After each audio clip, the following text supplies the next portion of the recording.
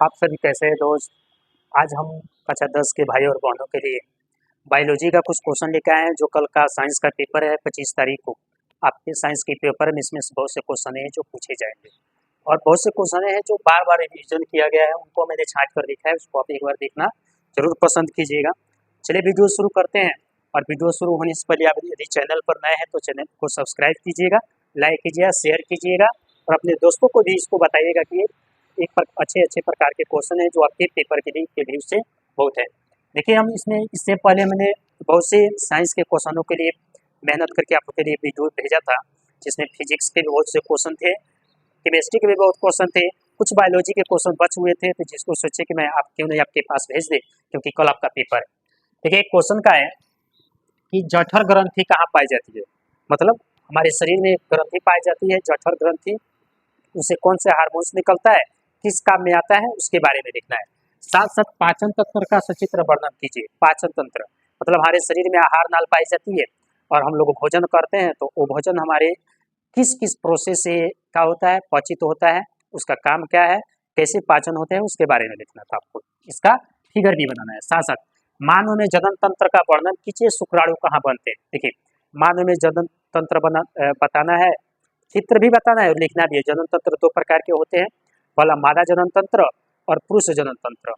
और पुरुष जनन तंत्र के बारे में भी बताना है, मादा जनन तंत्र के बारे में भी बताना है।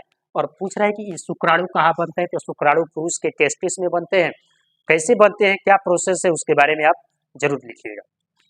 अगला क्वेश्चन है कि मानव उत्सर्जन तंत्र की व्याख्या चित्र सहित कीजिए। मानव में उत्सर्जन तंत्र पाए जाते हैं किडनी, किडनी के पास पाई जाती है स्किन, त्वचा। तो किडनी के बारे में आपको बताना है कि इसका चित्र भी बताना है, इसका काम क्या है, कैसे प्रोसेस चलता है, इसके बारे में आपको बताना है। तो इसको आप देखना ना भूलिए, पेपर में कई बार पूछे हुए क्वेश्चन है, तो आप इसको एक बार जरूर देखिए। साथ साथ मानव जाति में लिंग का निर्धारण को चित्र सहित परिभाषित कीजिए। देखिए क्वेश्चन पूछता है कि जो मानव जाति होती है इसमें लड़के का उत्पादन कैसे होता है, लड़की का उत्पादन कैसे होती है, मतलब ये शिशु पर्म कैसे लेते हैं। तो मानव जाति में 46 गुणसूत्र पाए जाते हैं, जिसको 23 जोड़ी गुणसूत्र भी बोलते हैं। और उसमें से जो XX गुणसूत्र पाए जाते हैं महिला जाति में, XY गुणसूत्र पुरुष जाति में पाए जाते हैं। इस पे मैंने वीडियो बहुत जबरदस्त बनाया है, फिगर के साथ बनाया, आप एक बार जरूर उसको देखिएगा। और क्वेश्चन में पूछता है, पेपर में बार बार MCQ में पूछता है 10 में कि मानव जाति में कितने गुणसूत्र पाए जाते हैं, कितने जोड़ी भी पाए जाते हैं, कभी जोड़ी में पूछता है तो कभी पीस में पूछता है। आइए आगे देखते हैं। प्रकाश संश्लेषण की को उदाहरण से परिभाषित कीजिए, मतलब प्रकाश संश्लेषण की क्रिया क्या है, ये कैसे प्रोसेस चलती है, इसको उदाहरण सहित आपको स्पष्ट करना है, इसका रिएक्शन भी देना है। साथ साथ रंध्र का संरचना का वर्णन कीजिए, मतलब पौधों के सबसे किनारे अंतिम हिस्से पर एक छोटा सा छिद्र पाए जाते हैं जिससे गैसों का आदान प्रदान होता है, उसी को रंध्र बोलते हैं। उसका फिगर बनाना है और आपको पेपर में लिखना है। साथ साथ जाइलम तथा फ्लोएम का कार्य बताइए। देखिए जाइलम और फ्लोएम को जीजा और फूफा भी बोल सकते हैं। जाइलम का मतलब होता है एक्स के द्वारा रिप्रेजेंट करते हैं, फ्लोएम को टी के द्वारा। जाइलम का मतलब जल, जो पौधों में क्या करता है, जल को एक स्थान से दूसरे स्थान तक पहुंचाने के काम करता है, उसको बोलते हैं जाइलम।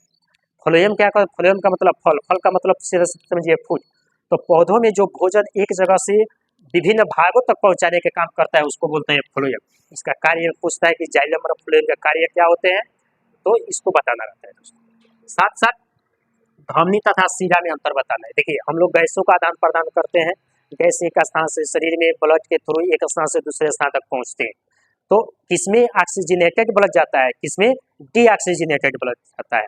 तो इसके बारे में आपको स्पष्ट करना है, कौन हृदय से शरीर के विभिन्न भागों तक पहुंचाता है और कौन शरीर के विभिन्न भागों से फिर हृदय की तरफ लेके आता है, उसके बारे में आपको बताना है, अंतर स्पष्ट करना है। दूसरा, लैंगरहैंस की दीपिका कहाँ पाई जाती है, तो हमारे पाए जाते हैं लीवर। जैसे लैंगरहैंस की दीपिका पाई जाती है उसके बारे में बताना है कि लैंगरहैंस की दीपिका कहाँ पाई जाती है, तो ये लीवर से संबंधित है, उसमें आप जरूर बताइए। इसी में बताया जाता है कि मधुमेह, शुगर के लोग, शुगर के मरीज कैसे होते हैं, तो उसके बारे में दिखाया जाता है। लैंगरहैंस की दीपिका, इसको इसी नाम से बार बार पूछता है, ठीक। यहाँ कभी कभी मधुमेह रोग का भी नाम दे देता है।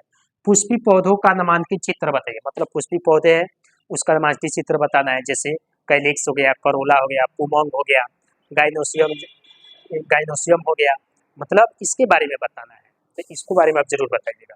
साथ साथ लैंगिक तथा अलैंगिक जनन कैसे में विभेद कीजिए, मतलब लैंगिक जनन का है, अलैंगिक जनन का है।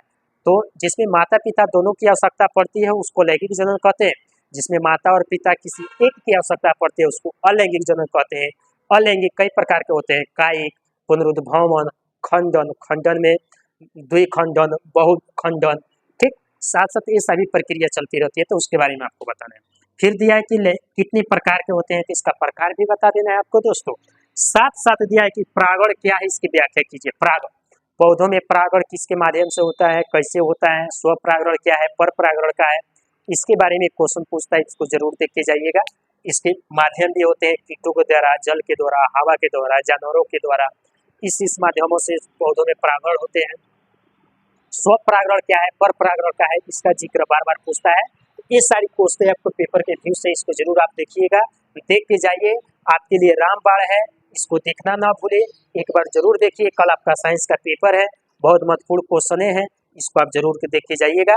और वीडियो अच्छे लगे तो शेयर कीजिएगा, अपने दोस्तों को भी बताइएगा और सब्सक्राइब करना ना भूलिएगा। आपके एक सपोर्ट मतलब आपका साथ सबका विकास। जय हिंद, जय दोस्तों। मैं रामाश्रय कुशवाहा, आपके Ramashray Kushwaha sir, guide coaching classes संस्था चलती है। मैं आपके भविष्य के लिए मनोकामना करता हूँ, आप अच्छे नंबर लाए और अच्छे अंकों से प्राप्त करें, आपका नाम रोशन हो, आप विकास हो। जय।